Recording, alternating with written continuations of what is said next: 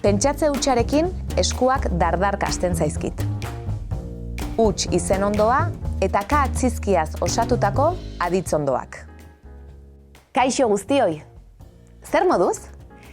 Zerbaiten edo norbaiten egoera deskribatuko duzu gaur. Gaur lo hartu dut eta etxetik berandu atera naiz. Eskailerak saltoka jaitsi ditut eta presaka joan naiz autobus geltokira. Garaiz iritsi naiz, eskerrak. Zu ere askotan ibiltzen zara korrika alde batetik bestera?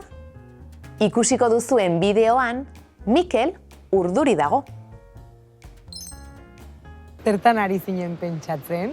Gaur azken orduan aurkezpena daukat, ikaskide guztien aurrean. Nor da zure aurkezpena? Tira, lasai, primeran egingo duzu. Baitxo, ez kezkatu. Pentsatze hutsarekin eskuak dardarka hasten zaizkit. Ka atzizkiaren bidez modua adierazten da. Eta gehienetan ekintza errepikakorrak. Kategoria desberdinetako hitzei eransten zaie. Izan daitezke izenak, izan daitezke zenbatzaileak, adberbioak, aditzak, eztulka, bultzaka, binaka, epeka. Animalien hotsak adierazteko ere erabiltzen dira. Zaunka, irrintzika, txioka. Ikus adibideak. Jonek eta Anek oihuka hitz egin diote Mikeli, baina Mikel bere munduan dago. Mikel urduri badago, eskuak dardarka hasten zaizkio. Ikasle guztiak taldeka sartu dira ikasgeletara.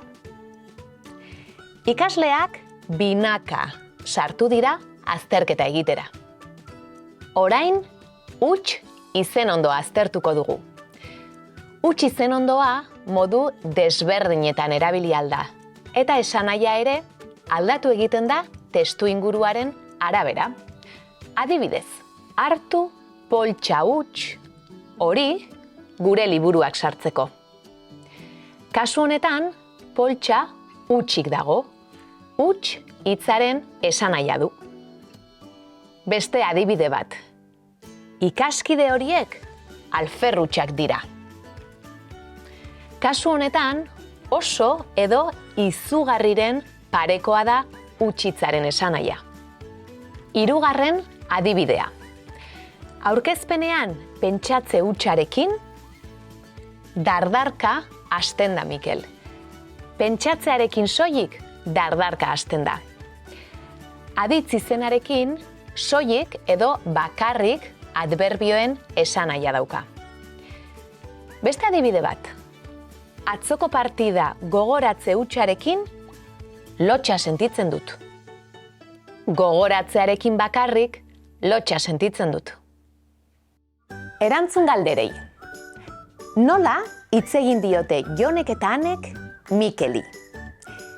Jonek eta Anek oihuka hitz egin diote Mikeli. Ikasle guztiak nola sartu dira ikasgeletara? Ikasle guztiak taldeka sartu dira ikasgeletara. Osatu esaldia. Mikel urduri badago, eskuak dardarka hasten zaizkio. Nola esango duzu hau beste modu batera? Ikasle horiek oso alferrak dira. Ikasle horiek alfer hutsak dira. Jarri aditzaren amaiera egokia. Aurkezpenean, pentsa ze hutsarekin dardarka hasten da Mikel. Egin aukera egokia. Atzoko partida gogoratze hutsarekin lotsa sentitzen dut.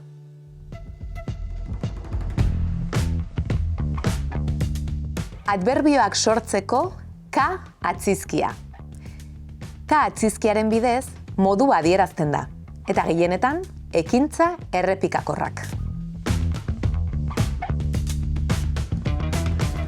Huts izen ondoa. Huts izen ondoa modu desberdinetan erabili alda, eta esanahia ere aldatu egiten da testu inguruaren arabera. Agur eta laster arte!